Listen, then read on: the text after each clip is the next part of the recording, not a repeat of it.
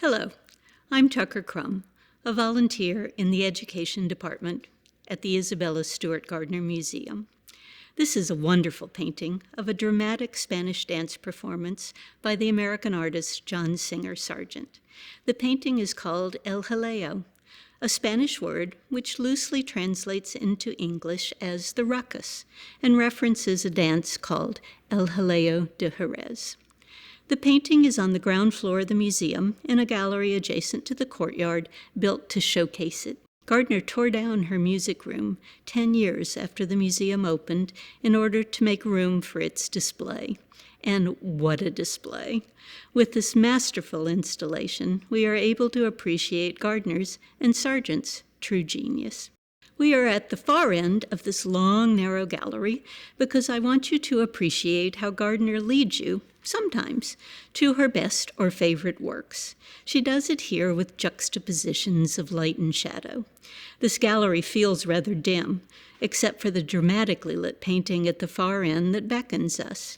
Can we resist heading towards an elaborate scalloped Islamic arch that acts as an entry to the painting and helps transport us to southern Spain as we pass hundreds of colorful, hand-painted Talavera wall tiles on the right?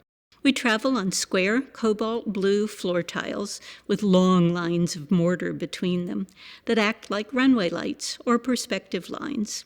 They lead us to the focal point of the gallery, Sargent's cacophonous floor show. We land in a dark, noisy cafe. Gardner has defined an approximate 8 by 15-foot space by discontinuing the blue floor tiles at the arch and extending the plain gray floor of the painting. On the right, we are given the location in a wall tile, Seville. A table and chairs invites us to join as spectators of the performance. The base of the large gold frame is squared off at the bottom to feel more like a stage. In the foreground of the painting, a dancer is lit from the lower right, creating stark shadows on the wall and a dramatic tone. The dancer has light skin and black hair, pinned up above her neck. She's leaning back, her body viewed in profile, facing right, forming a diagonal line from her head to her extended foot. Her right arm seems to jerk up the folds of her floor-length white satin skirt to reveal a high-heeled shoe. We can sense the rustle of that moving satin because of the thick angular strokes of paint and the almost impossible position of her arm. She can only hold that pose for an instant.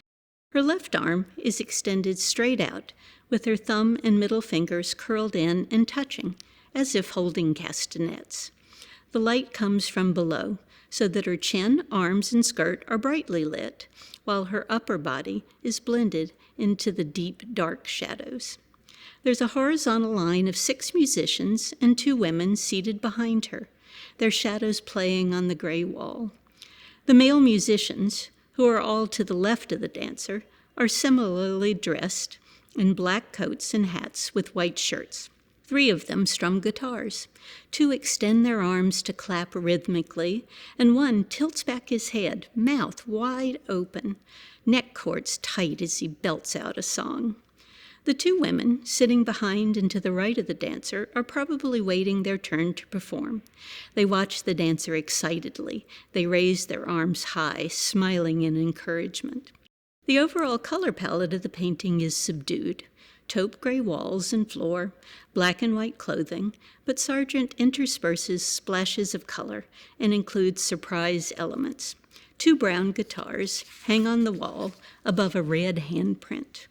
The main dancer's shawl appears as flying black feathers with turquoise iridescent flecks. The 2 seated women on the far right wear white skirts, but their red and fuchsia shawls draw our attention. Their hands are in the air and clapping. On the seat of an empty white chair in the middle of that line of somberly clothed musicians on the left, a single round orange rests, as if it was a placeholder or snack for a missing musician taking a break.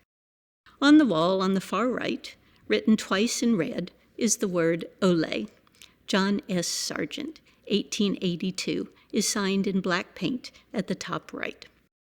Gardner was passionate about music, so it's not surprising that she chose a painting to replace her music room that is filled with sound and action and movement. Is your head playing the cacophony of sounds made by this painting like mine is right now?